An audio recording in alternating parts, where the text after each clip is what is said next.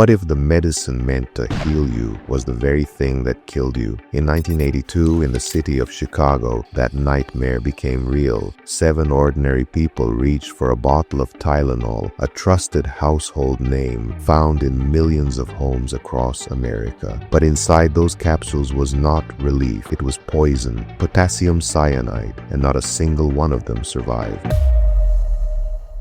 Well, it's the case that terrified the country back in 1982, targeting the Chicago area. At least 7 people died after taking Tylenol laced with cyanide. And to this day, no suspect.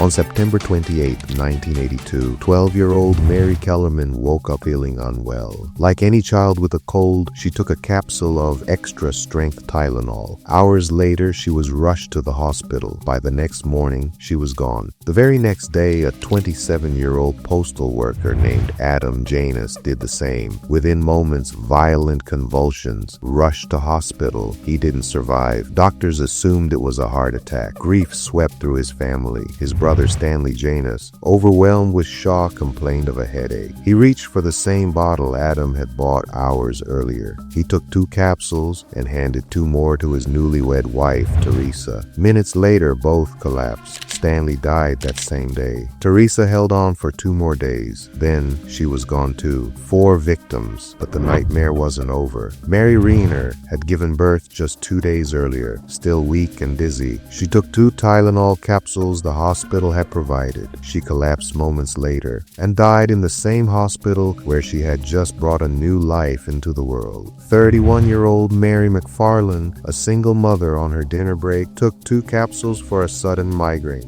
She never woke up. That same evening, 35-year-old flight attendant Paula Prince landed at O'Hare after a long day. On her way home, she stopped at a pharmacy. An ATM camera captured her buying the pills that would end her life. When she didn't show up for work, her sister went to check on her. They found her dead. 2 days, 7 victims. Authorities warned the public, do not take Tylenol. Stores pulled bottles bare. What began as one child's illness had become a nationwide crisis.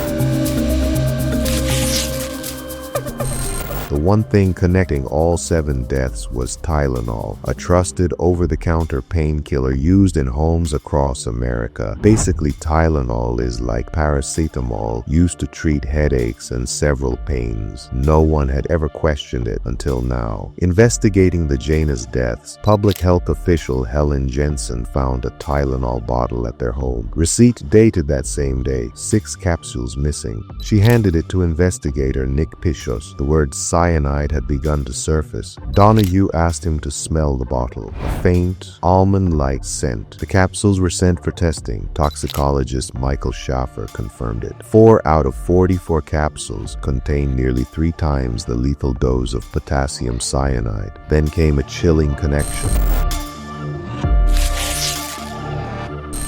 Both the Janus bottle and Mary Kellerman's bottle trace back to the same production lot, MC2880. Johnson & Johnson, the parent company of Tylenol, immediately recalled all Tylenol from that lot, but tainted bottles from entirely different lots kept appearing. The recall expanded to cover every extra-strength Tylenol bottle in the Chicago area, one of the largest pharmaceutical recalls in history. A multi-agency investigation confirmed something deeply disturbing. Someone had taken bottles off shelves, opened capsules, filled them with cyanide, resealed them, and quietly returned them, indistinguishable from every other bottle. At the time, Tylenol held 37% of the market, over $400 million in annual sales. The recall shattered that, collapsing their share to just 7%. Johnson & Johnson spent $100 million on the recall and relaunch. Within a year, sales recovered, but for 7 families, no recovery was possible.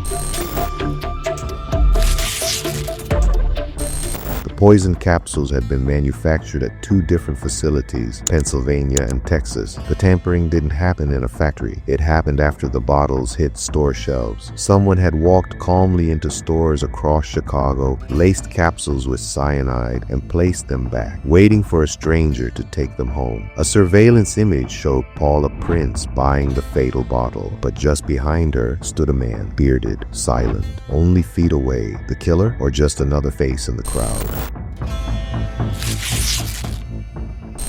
Shortly after, Johnson & Johnson received a letter, written entirely in capitals, demanding money, with a specific bank account number. The FBI traced it to Frederick Miller McKay's travel agency, where the letter had been typed. A former employee, going by Nancy Richardson, had left bitterly after her paycheck bounced. Her husband had confronted McKay. Then both vanished from Chicago weeks before the poisonings. Their real names, James and Leanne Lewis. Arrested in New York, James Lewis's fingerprints matched the extortion letter. He claimed it was only to embarrass his wife's former boss. Convicted of extortion, sentenced to 10 years. But the letter carried an October 1st postmark, meaning Lewis began writing it before the poisonings were even public. When confronted, he changed his story. By 2009, the DOJ believed he was responsible, but lacked evidence to charge him. His 2010 DNA test came back no match. Lewis denied involvement until his death on July 9, 2023 at the age of 76. A second suspect, Roger Arnold, a dock worker, had told people he owned potassium cyanide. A bar owner named Marty Sinclair reported him to authorities, stating that Arnold frequently spoke about killing people with a white powder and had been behaving erratically following the breakdown of his marriage. A book titled The Poor Man's James Bond, found at his home, contained instructions for making it. Police detained him repeatedly but could never charge him. Then in 1983, Arnold shot and killed an innocent man he mistook for Marty Sinclair. Convicted, sentenced to 30 years, served 15, died in 2008. DNA result no match. The case remains unsolved to this day. The 1982 Tylenol murders changed an entire industry permanently. Tamper-resistant packaging, sealed bottles, and stricter quality control became mandatory. Product tampering became a federal crime. Powder-filled capsules were replaced by sealed tablets. The FDA introduced sweeping new regulations, and tamper-evident seals became standard on every bottle. 7 lives were lost, but their legacy quietly protects millions every single day. If you want more stories like this, subscribe to Akaisen. Until then, remember, the world itself is the greatest mystery of all.